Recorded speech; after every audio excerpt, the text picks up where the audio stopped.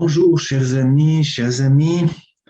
Depuis la semaine passée, nous avons commencé une petite promenade dans ce que je pourrais appeler un jardin alternatif, en vous proposant de nous arrêter ensemble aux fleurs de nos valeurs, de nos rêves, de nos utopies, qui, dans le monde déraisonnable dans lequel nous vivons, semblent parfois des réalités tout à fait démodées.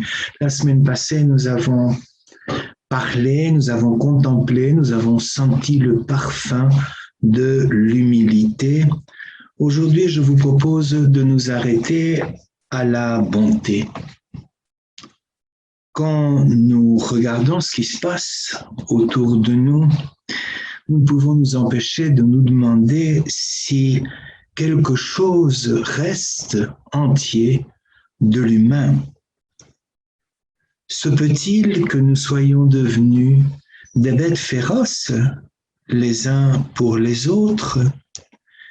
Se peut-il que l'être humain soit cette bête féroce à peine un peu plus sophistiquée que les autres et qui pour cette raison sont encore plus cruels que les autres, car la plupart des bêtes féroces ne sont cruelles que quand elles sont menacées d'une manière ou d'une autre, tandis que cette bête sophistiquée, qu'on appelle encore l'humain, semble pouvoir développer sa cruauté gratuitement et même systématiquement. On a un peu l'impression que le monde d'aujourd'hui, comme d'hier d'ailleurs, est divisé en deux blocs, le bloc des bourreaux ou des assaillants et celui des victimes. Et que tout fonctionne dans ce monde d'aujourd'hui à partir du mensonge et de la corruption. Se peut-il que l'honnêteté, la modestie solidaire ne soient plus que des souvenirs lointains ou des refuges pour des gens hors de contexte, comme seraient éventuellement les utopistes, les idéalistes? Eh bien voilà, je vous invite cependant à ce petit tour, cette petite promenade du côté de la bonté, en nous laissant caresser par un air différent, par le vent léger et pur et froid qui traverse l'intérieur de notre cœur. Tout ce qui se passe autour de nous m'amène à une réflexion sur la justice.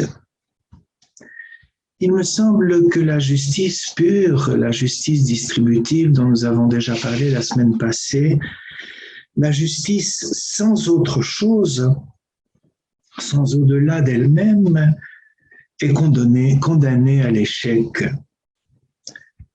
C'était d'ailleurs déjà le dilemme de Dieu lui-même dans la Genèse, quand, comme nous le raconte le mythe du déluge, devant la cruauté croissante et menaçante de l'humanité, Dieu décide dans un mouvement de colère, mais surtout dans une décision de justice, entre guillemets, de détruire la terre, comme s'il s'était trompé d'avoir fait confiance dans la bonté de l'être humain. Mais en fait, cette justice pure et dure ne sert à rien. Il savait parfaitement, lui aussi, Dieu, que les choses allaient recommencer de plus belle après la destruction du déluge.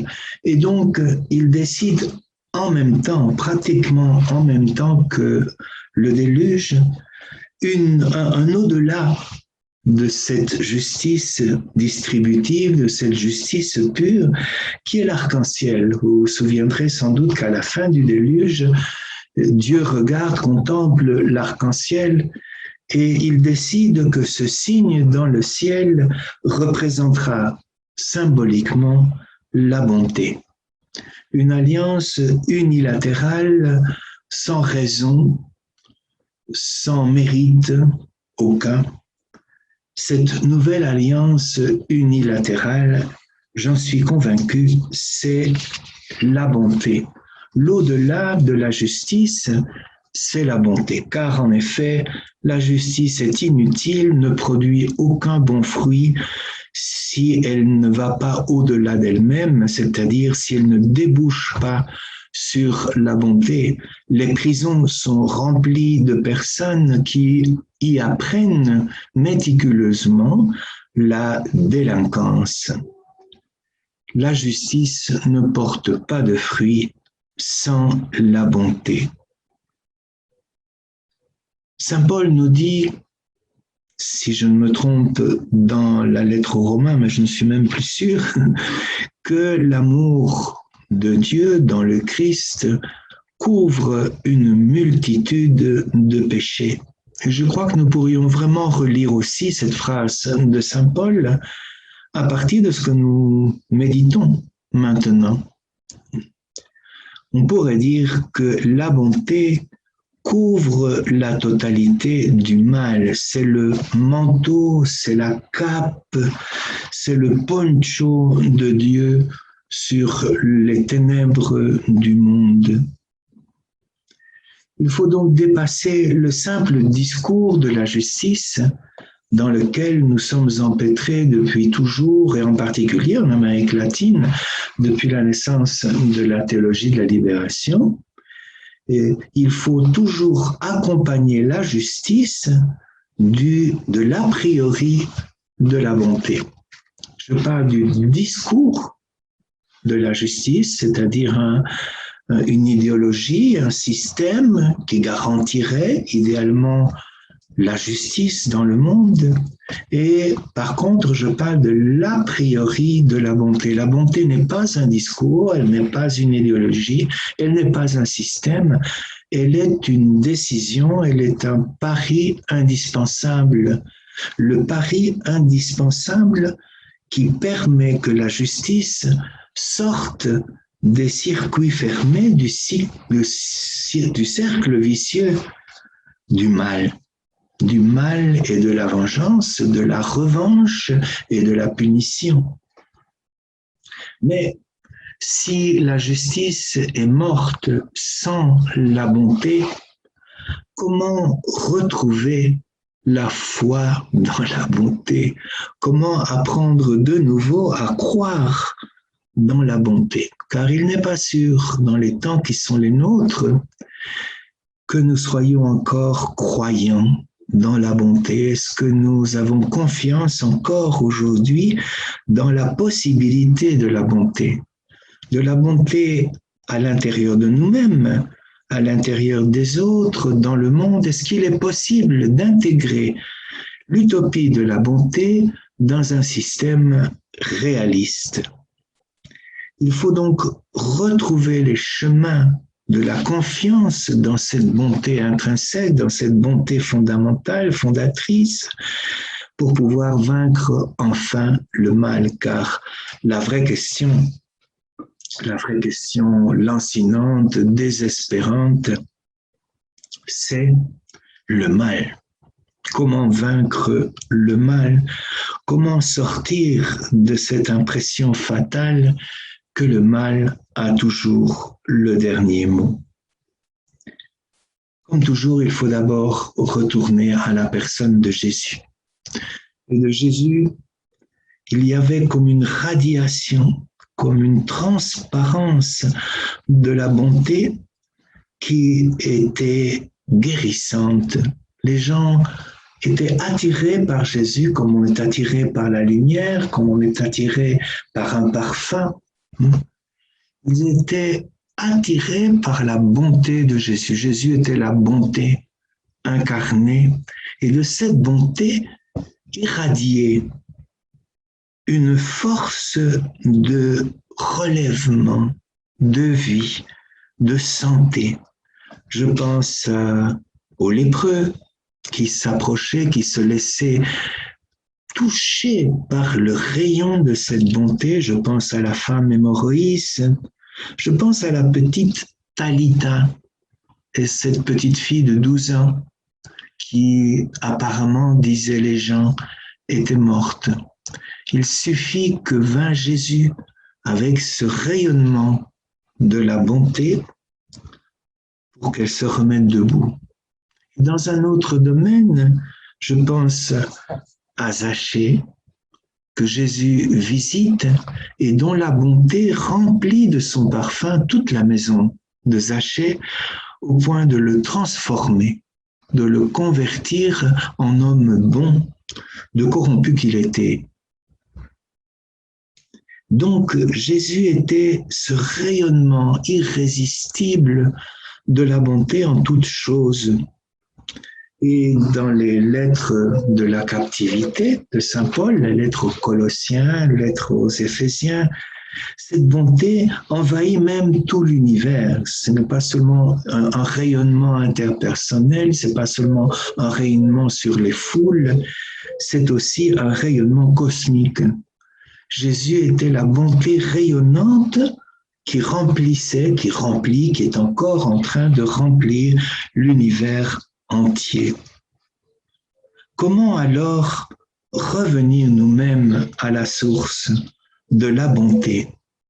Cette source à l'intérieur de nous-mêmes qui semble parfois être fermée à double tour, être cimentée avec une balle de pierre et qui ne permet pas justement que cette bonté jaillisse comme une fontaine. Il semble bien que ce qui est le propre de notre intérieur, c'est en tout cas comme ça que je comprends l'être humain, soit la bonté. Et que nous l'ayons fermé, empêché de jaillir avec cette invention qui est la nôtre, la violence, la cruauté. Nous avons fermé la bonté avec l'invention de la cruauté et de la violence. C'est peut-être ça le sens véritable de la sortie du paradis terrestre dans le mythe fondateur de l'humanité.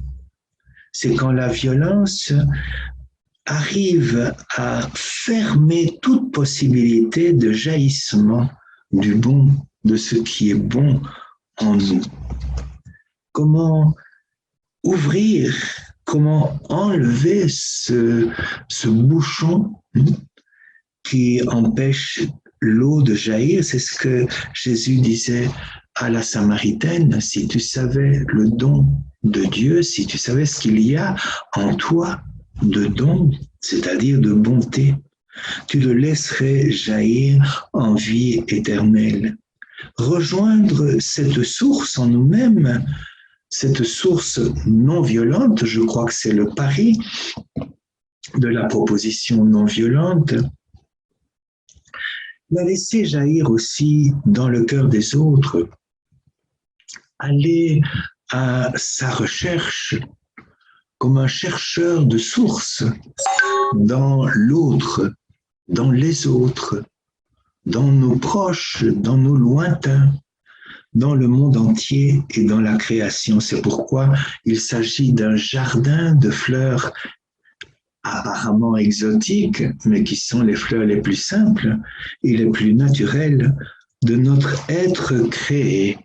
Nous sommes des êtres de bonté depuis la création, et la violence et le mal ont été mis artificiellement sur cette source pour qu'elle cesse de jaillir. Il faut redevenir des chercheurs d'eau, des chercheurs de filets d'or dans la mine du monde et de l'histoire. Il faut rouvrir cette source au meilleur de nous-mêmes et au meilleur des autres. C'est ma conviction, mais je suis peut-être le dernier des Mohicans de la naïveté universelle.